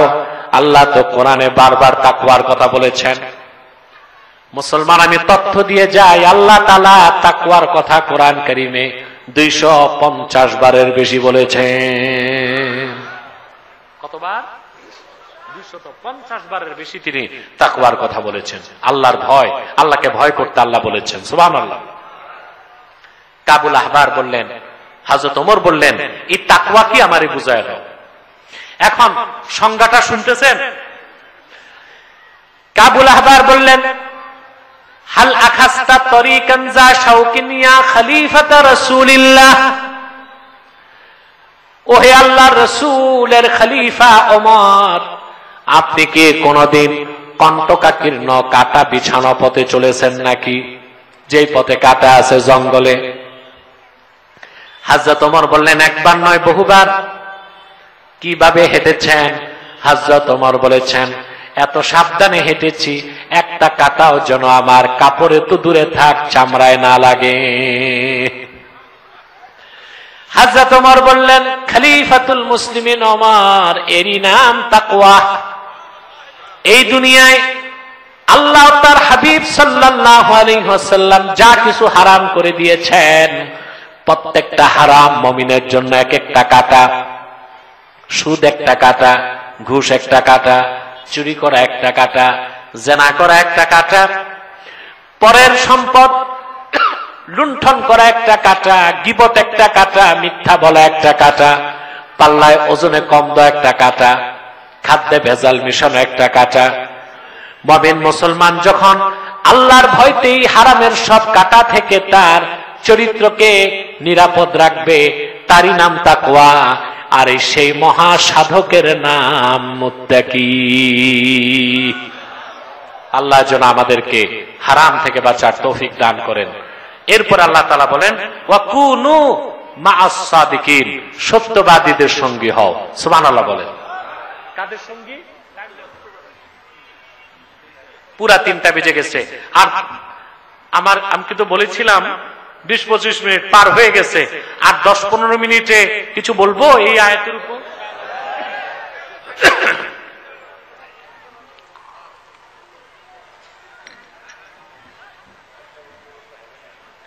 সম্মানিত সুধী, মনোযোগ এইদিকে। এরপর আল্লাহ দ্বিতীয় নির্দেশ, ওয়াকুনু মা'আস সাদিকিন, সত্যবাদীদের সঙ্গী হও। অর্থাৎ পীর ধরতে হবে সত্যবাদী, নেতা মানতে হবে সত্যবাদী। মিথ্যাবাদী পীর ধরা যাবে না, মিথ্যাবাদী নেতাও মানা যাবে। আমরা নেতা বানাই কাদেরকে? বেনামাজি, সুদখোর, ঘুষখোর, লুটেরা, চাঁদাবাজ, কথা বলেন, এদেরকে নেতা বানাই। সেজন্য তো আমাদের ভাগ্যের কোনো পরিবর্তন নাই। আজকে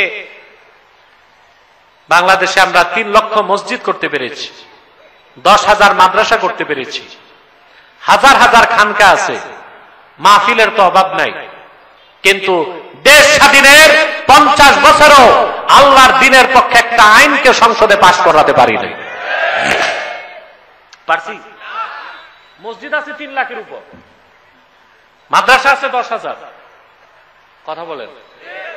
মুসলিম আছি আমরা, দাবি করি 14 কোটি, কিন্তু আল্লাহর দ্বীনের পক্ষে শরিয়া আইন অনুযায়ী সংসদে একটা আইনও পাশ করাতে পারি নাই। এটা আমাদের ব্যর্থতা।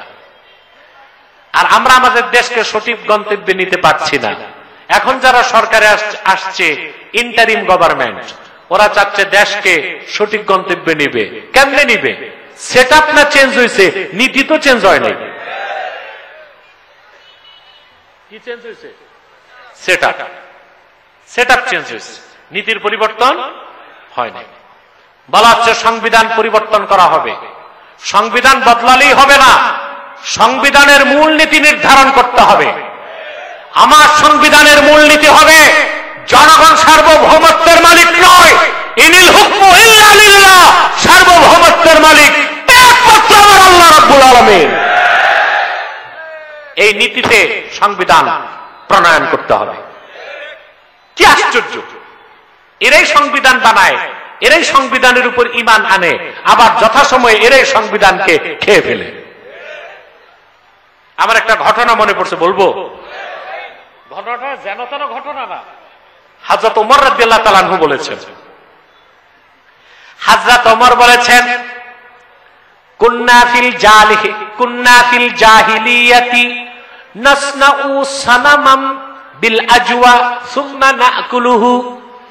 জাহিলি যুগে আমরা খেজুর দিয়া মূর্তি বানাতাম। কি দিয়ে?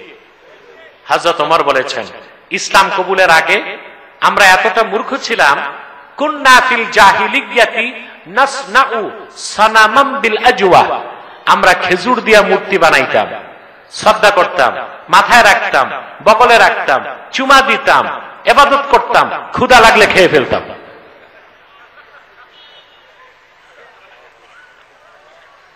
খাইতে সমস্যা হইতো না কেন? কি দিয়া বানানো ছিল? খেজুর। আমাদের দেশে হিন্দুরা মাটি দিয়া বানায়। আমি বলবো ওরাও যদি সুজি দিয়া গম দিয়া বানায় অন্তত খাওয়া যায়, ওদের এটা ওরা খাইতে পারে। কথা বলে না? কত মারাত্মক শিরকি রাজনীতি আমরা করি। শিরকি রাজনীতি না? দুর্গা পূজা, সরস্বতী পূজার আগে একটাও মূর্তি থাকে না, পূজা আসলে মূর্তি তৈরি হয়। হিন্দুরা নিজ হাতে খোদা বানায়, ঈমান আনে, আবার খোদাকে ধ্বংস করে।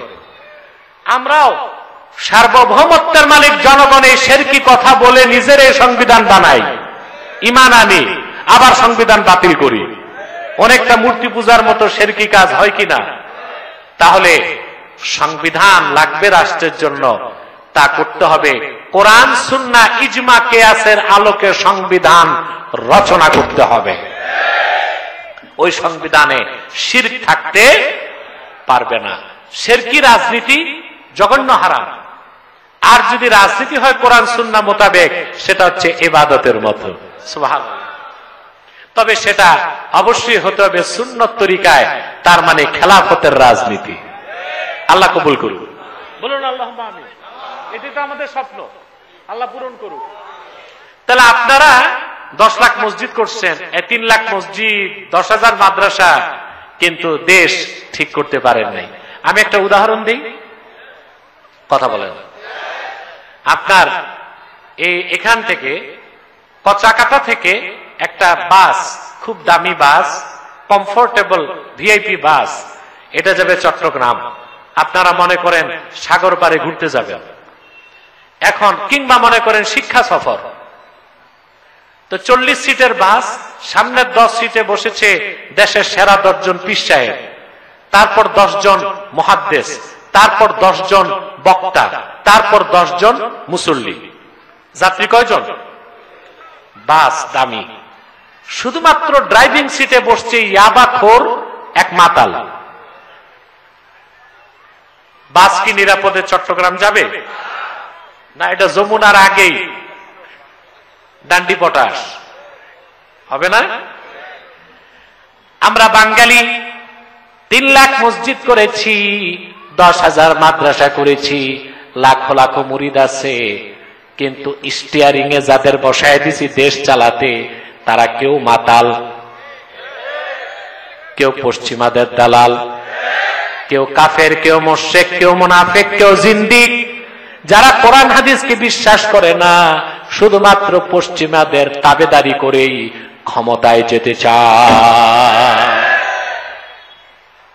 বদলাতে হবে, এই সংস্কৃতিকে আমূল পরিবর্তন করতে হবে। আমার বাংলাদেশের সিদ্ধান্ত নেবার ক্ষমতা দিল্লিকে দেওয়া হবে না, ওয়াশিংটনকে দেওয়া হবে না, লন্ডনকে দেওয়া হবে না। বাংলাদেশের মুসলমান নির্ধারণ করবে আগামীর বাংলাদেশ কি রকম হবে। আমরা চাই আগামীর বাংলাদেশ হবে ইসলামের বাংলাদেশ, আর কোরআনের বাংলাদেশ, আলেম ওলামা পীর মাশায়েখের নেতৃত্বের বাংলাদেশ।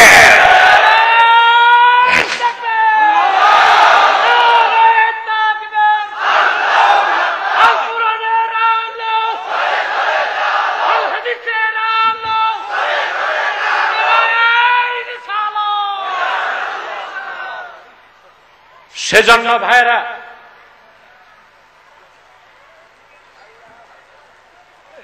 রুমাল তো দেব দেব। আইয়ুব আলী চিন্তায় পড়ে গেছে,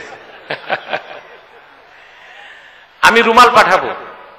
আইয়ুব আলী এলাকার লোক নিয়ে এত সুন্দর মাহফিল আয়োজন করছে, তার এই ঋণগ্রস্ত রাখবেন? আমরা 10 টাকা হলেও দিব রুমালে। এই হাজার হাজার জনতা 10 টাকা করে দিলেও তো সে ভেসে যায় ইনশাআল্লাহ। আসুন সামনের দিকে আর কয়েকটা কথা আছে। আল্লাহর নির্দেশ, ওয়াকুনু মা'আস সাদিকিন, সত্যবাদীদের সঙ্গী হও। এখন মজার কথা, একটা নতুন আলাপ করতে হয়। সত্যবাদীকে এটা তো জানতে হবে। আমরা দেখি আমাদের দেশে হিন্দু মানুষ, আমরা বলি লোকটা হিন্দু হইলে কি হবে? সত্যবাদী, ভদ্র। না, মনে রাখবেন, কোন অমুসলিম, কাফের, মুশরিক, বেঈমান, ঈমান যার নাই, সে সত্যবাদী হতে পারে না। কোন অমুসলিম যদি সত্য কথা বলে, আমরা এতটুকু বলতে পারি তার এই কথাটা সত্য, বাট তাকে সত্যবাদী বলা যাবে না। সত্যবাদী হবার প্রধান শর্ত হচ্ছে ঈমান লাগবে। কি লাগবে? এবার আসেন, সত্যবাদী কারা? সূরা তাওবার 119 নম্বর আয়াতে আল্লাহ সত্যবাদীদের সঙ্গী হতে বলেছেন। সত্যবাদী কারা? আল্লাহ নিজে তাফসীর করে দিয়েছেন সূরা হুজুরাতে।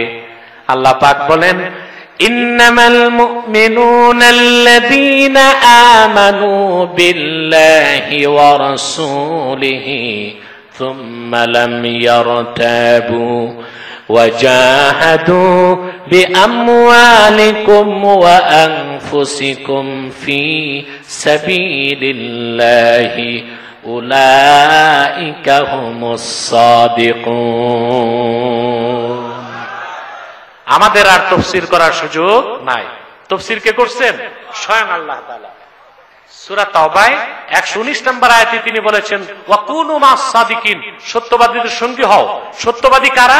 সূরা হুজুরাতে তিনি ব্যাখ্যা করে দিয়েছেন, ইন্নামাল মুমিনুনা আল্লাযীনা আমানু বিল্লাহি ওয়া রাসূলি, পরিপূর্ণ মুমিন তো তারাই যারা ঈমান এনেছে আল্লাহর উপর এবং আল্লাহর আখিরি নবী, নবী রাসূলগণের মাথার তাজ মুহাম্মদ সাল্লাল্লাহু আলাইহি সাল্লামের উপর। সুম্মা লাম ইয়ারতাবু, অতঃপর ঈমান ও ইসলামের ক্ষুদ্র একটা বিষয়কেও সন্দেহ করল না। ওয়াজাহাদু বিআমওয়ালিহিম ওয়া আনফুসিহিম ফি সাবিলিল্লাহ, অতঃপর জান দিয়ে, মাল দিয়ে জিহাদ করল আল্লাহর পথে, আল্লাহর দ্বীনের পথে। আল্লাহ পাক বলেন, উলাইকা হুমুস সাদিকুন, তারাই সত্যবাদী। আল্লাহ বলেছেন তাদের সঙ্গী হতে হবে। পারবেন তো ইনশাআল্লাহ? অতএব পীর ধরার আগে আপনাকে দেখতে হবে পীরের মধ্যে ঈমান আছে কিনা, আকীদা ঠিক কিনা, ইয়াকিন ঠিক কিনা। দেখতে হবে আল্লাহর দ্বীনের জন্য তার জিহাদ আছে কিনা। ওই পীর সত্যবাদী পীর, আপনি তাকে ধরতে পারবেন। ঠিক নেতা ধরার আগে দেখবেন তার ঈমান ঠিক কিনা, আকীদা ঠিক কিনা, ইয়াকিন ঠিক কিনা, এবং আল্লাহর দ্বীনের জন্য সে জানমাল খরচ করে কিনা। ওই নেতার অনুসরণ আপনি করতে পারবেন। সেজন্য আল্লাহ বলেছেন, ওয়াকুনু মা'আস সাদিকিন, সত্যবাদীদের সঙ্গী হও। সাদাকাল্লাহুল আযীম ওয়া সাদাকা রাসূলুহুন নবিয়ুল কারীম ওয়া নাহনু আলা যালিকা মিনাশ শাহিদিন ওয়াশ শাকিরিন। আলহামদুলিল্লাহি রাব্বিল আলামিন।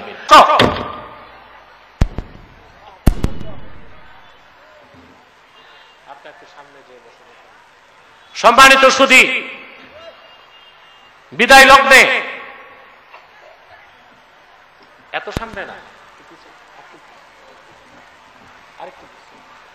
আমি বিদায় লগ্নে আপনাদের করজোর একটা অনুরোধ করে যাই। আপনারা এখানে বিভিন্ন দল মতের লোক আছেন না? আমি আপনাদেরকে করজোর অনুরোধ করি, ভাই, মাসলাকগত দ্বন্দ্ব বড় করবেন না। আমার মাসলাক আমার কাছে, আপনারটা আপনার কাছে। দ্বীন ইসলামের মহান স্বার্থে আমরা এক হয়ে যাব। এই ক্ষেত্রে কার টুপি কি রকম, কার কুর্তা কি রকম, কে কোন মাদ্রাসার, আলিয়া না কওমি, এগুলো আমরা দেখব না। আপনারা টুপি নিয়ে ঝগড়া করেন, এই ঝগড়া করতে করতে তো দেশ হারাবেন। দেশ না থাকলে কল্লা থাকবে না, কল্লা না থাকলে টুপি কই থাকবে। তিনটি স্বার্থে আমরা এক হয়ে যাব। ইসলামের সুমহান স্বার্থ রক্ষায় আমরা ঐক্যবদ্ধ হয়ে যাব। মুসলমানদের মৌলিক দাবিগুলো আদায়ে আমরা এক হয়ে যাব। আর বাংলাদেশের স্বাধীনতা রক্ষায় আমরা সব মাসলাকের মুসলমান এক হয়ে যাব। রাজি আছেন? আমার ভাইরা, আমাদের এই তিনটি স্বার্থের বিরুদ্ধে কাজ করতেছে তিনটি অমুসলিম সম্প্রদায়। তার মধ্যে সবচেয়ে জঘন্য হচ্ছে কুখ্যাত কাদিয়ানী সম্প্রদায়। নিঃসন্দেহে তারা কাফের এবং অমুসলিম। তাদেরকে যারা কাফের বলবে না তারাও কাফের, কারণ তারা আল্লাহর আখিরি নবী নূর নবীজি মুহাম্মদ সাল্লাল্লাহু আলাইহি সাল্লামকে আল্লাহর শেষ নবী হিসেবে বিশ্বাস করে না। চিল্লায় বলেন নাউজুবিল্লাহ। সেজন্য তারা কি? তাদেরকে যারা কাফের বলবে না তারা কি? তারা মানুষকে ধোঁকা দেয়। মুসলমানদের মতো দাড়ি রাখে, টুপি লাগায়, মুসলমানদের মতো নাম রাখে, তাই বলে কি তারা মুসলমান হবে? দাড়ি রাখলে কেউ যদি মুসলমান হতে পারত তো রবীন্দ্রনাথ ঠাকুরের চেয়ে বড় মুসলমান কে হইত? নাম রাখলে, টুপি লাগলে মুসলমান হয়ে যায়? ভারতের দিল্লি পার্লামেন্টে হিন্দু কংগ্রেসের এমপিরাও সাদা টুপি লাগায়, মুসলমান হবে? নাম রাখলে মুসলমান হয়ে যায়? এক শয়তান বোতলে পেশাব করে উপরে লেবেল দিছে শরবত, ওটা কি শরবত হবে? ভিতরে কি? তদ্রুপ কাদিয়ানীরা কাফের। আব্দুল আউয়াল আব্দুল সামাদ, মোবাশ্বের আলী কবির চৌধুরী, গওহর রেজভী, শাহরিয়ার কবির আর নিঝুম মজুমদার, এসব নাম রাখার দ্বারা তারা মুসলমান হতে পারে না। আমার ভাইয়েরা, আমার বন্ধুরা, আমার আল্লাহ ও নূর নবীজি আমার মুহাম্মদ সাল্লাল্লাহু আলাইহি সাল্লামের ইসলাম ও কোরআনের হাজার হাজার হাজার বছর পরে বর্তমান ভারতের কুখ্যাত পাঞ্জাবের, কুখ্যাত গুরুদাসপুরের, কুখ্যাত কাদিয়ানে ইংরেজ আমলে এক শয়তান নিজকে নবী দাবি করছে। চিল্লায় বলেন নাউজুবিল্লাহ। ওই শয়তানটার নাম রেখেছিল তার বাপ মির্জা গোলাম আহমদ কাদিয়ানী।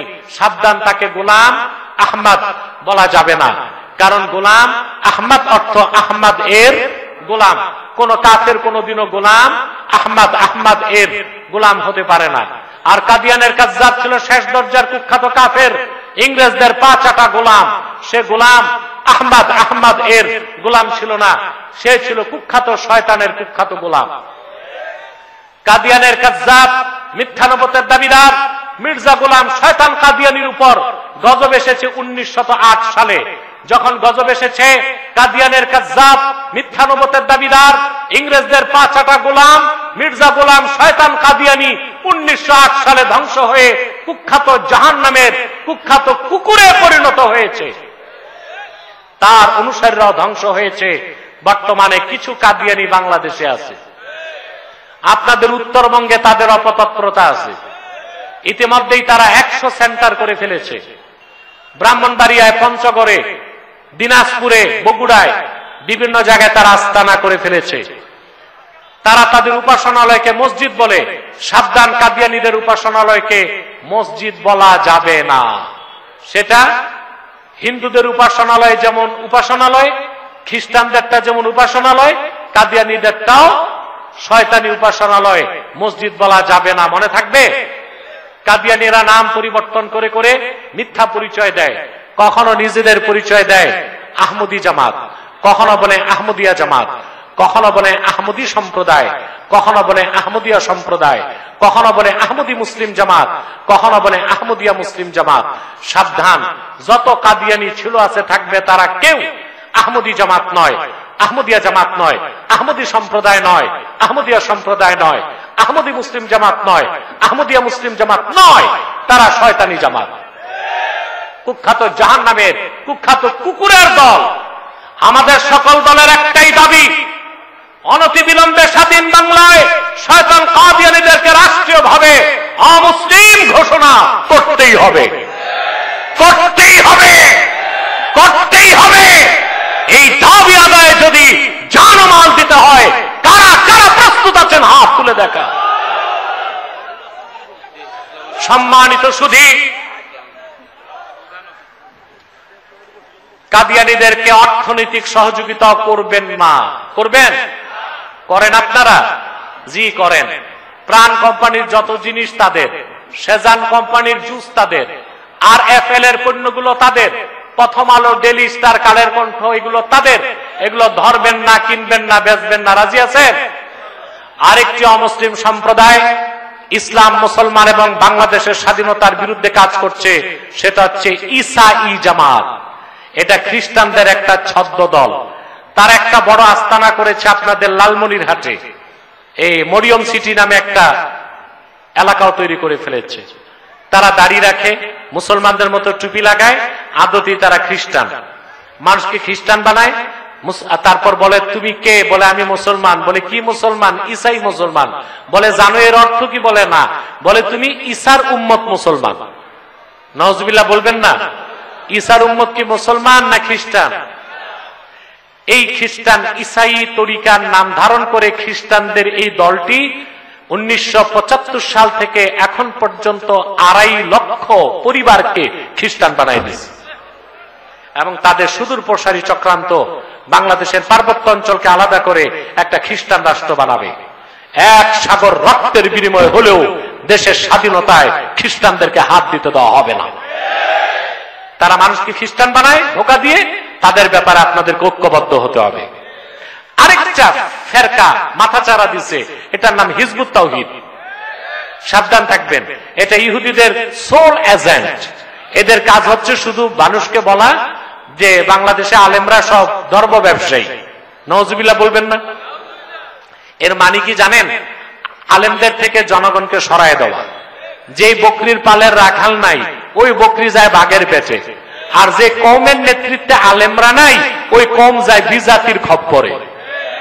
আপনারা সমস্ত কাফের মুশরিক বেঈমানদের বিরুদ্ধে ঐক্যবদ্ধ হবেন এবং দেশের স্বাধীনতাকে যারা আগ্রাসী শক্তির হাতে তুলে দিতে চায়, ওইসব জাতীয় গাদ্দার ও মুনাফিকদের বিরুদ্ধে আপনাদেরকে এক থাকতে হবে। আল্লাহ আমাদেরকে কবুল করুক, মঞ্জুর করুক। আমি ভালো প্রশ্ন করছে। আহলে কোরআন একটা দল বেরিয়েছে, আহলে কোরআন। এরা কোরআন মানে হাদিস মানে না। তো এদের যে ঠাকুর, এটা আবার আমার কাছে বাহাসে গেছিল এই আপনার বছর 1.5 আগে। দেখছেন এই বেটা এশিয়ান বিশ্ববিদ্যালয়ের প্রফেসর, সে আহলে কোরআন দাবিদার, হাদিস মানে না, শুধু কোরআন মানে। তো আমার কাছে গেছে, আমি চিন্তা করলাম বড় বড় কাফের মুশরিক নাস্তিকরা অফলাইনে না অনলাইনে আমার নাম শুনলে পালায়, আর ও বাহাস করতে আমার মঞ্জিলে কেন আসবে? পরে দেখলাম ঘটনা ভিন্ন। ক্যান্টনমেন্টে যে আর্মি অফিসারকে দিয়ে ফোন দিয়েছে নারায়ণগঞ্জের ডিসি কে, এসপি কে। 10টায় বাহাস, 9টায় গেছে ডিসির বাংলোতে। পুলিশের ফোর্স নিয়ে, দলবল নিয়ে আমার কাছে এসেছে। আপনারা বাহাসটা দেখেছেন, ডিবেট। মাত্র 22 মিনিটের মাথায় নাকে খত দিয়া পরাজিত হয়ে সে বেরিয়ে গেছে। এই আহলে কোরআন দাবিদার যারা শুধু কোরআন মানে হাদিস মানে না, যারা বলে আমরা কোরআন মানি হাদিস মানি না, নিঃসন্দেহে তারা কাফের, অমুসলিম। তাদের সাথে মুসলিমদের কোনো সম্পর্ক থাকতে পারে না। আমি মুনাজাত করব, তার আগে রুমাল যাচ্ছে, রুমাল দেখো, প্রত্যেকেই রুমালে কিছু কিছু দিবেন। এবং আমার মনে হয় চিফ গেস্ট এসেছেন। আচ্ছা, চিফ গেস্ট এসেছেন, হয়তোবা তিনি আপনাদের সাথে একটু কুশল বিনিময় করবেন এবং সালাম দিবেন। রুমাল যাচ্ছে। রুমাল চলাকালীন সময়ে মুনাজাতের আগে তিনি কিছু বলেন আপনি। আচ্ছা, সাবেক সংসদ সদস্য জনাব সাইফুর রহমান রানা তিনি উপস্থিত হয়েছেন, তিনি আপনাদেরকে সালাম দিবেন। মাইকটা দাও, দেন, সালাম দেন, মাইকে সালাম দেন।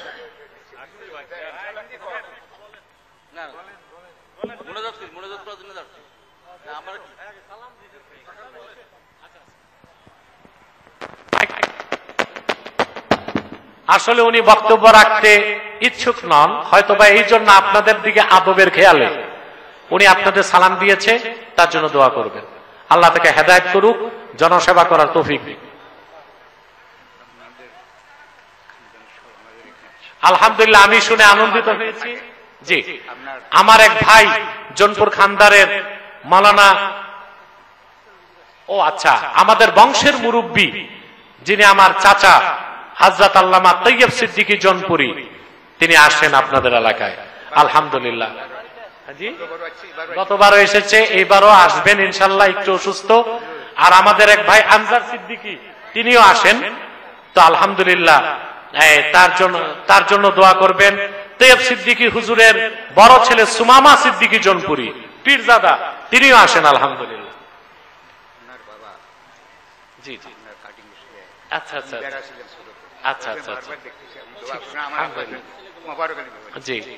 মাওলানা তৈয়ব সিদ্দিকী, ওনার যে পিতা মাওলানা ফাখের সিদ্দিকী জনপুরি, ওনার চেহারার সাথে আমার চেহারা মিলে মুরব্বী বলতেছে, মিলবে তো, বংশ এক। আমার মাওলানা ফাখের সিদ্দিকী ছিলেন আমার দাদার ভগ্নিপতি, অর্থাৎ তৈয়ব সিদ্দিকী হচ্ছেন আমার দাদার আপন ভাগিনা। তো চেহারাতে একটু মিলযুক থাকতেই পারে। আসুন আমরা মুনাজাত করবো। রুমাল যাচ্ছে নাকি? আইয়ুব আলী, এই হাজার হাজার মানুষ রুমাল ছাড়া দিবে কই টাকা? ইয়া আল্লাহ, সে রুমালও রাখে নাই। আপনাদেরকে টাকাও দিতে হবে, রুমালও দিতে হবে। দাঁড়ান দাঁড়ান দাঁড়ান দাঁড়ান, প্রত্যেকে রুমাল নিয়ে যান। রুমালগুলো যেন বাড়ি না যায়, স্টেজে আসবে। দাঁড়িয়ে যান জি, তারপর দোয়া হবে। দাঁড়ান, আরো কয়েকজন দাঁড়ান রুমাল নিয়ে। আইয়ুব আলী একা পড়ে গেছে, আরো রুমাল নেন। কেউ উঠবেন না, মুনাজাত করে না করে কেউ যাবেন না। আপনারা তো আউলিয়া কেরাম না যে মুনাজাত লাগে না। মুনাজাত করে আমরা বাড়ি যাব ইনশাআল্লাহ। এবং মহিলাদের প্যান্ডেলও রুমাল যাবে, বাচ্চারা নিয়ে যাবে, মহিলা আছে আদায় করবে। প্রত্যেকে রুমালে, কেউ খালি হাত যাবেন না, প্রত্যেকে কিছু কিছু দিবেন। রুমাল যাচ্ছে। আর এই ফাঁকে আপনারা 11 বার ইস্তেগফার পড়ুন, 3 বার সূরা ইখলাস পড়ুন, আর 1 বার সূরা ফাতিহা পড়ুন। চুপচাপ বসে থাকবেন না, পড়েন 3 বার সূরা ইখলাস, 1 বার সূরা ফাতিহা, 11 বার ইস্তেগফার, তারপর আমরা মুনাজাত করব ইনশাআল্লাহ।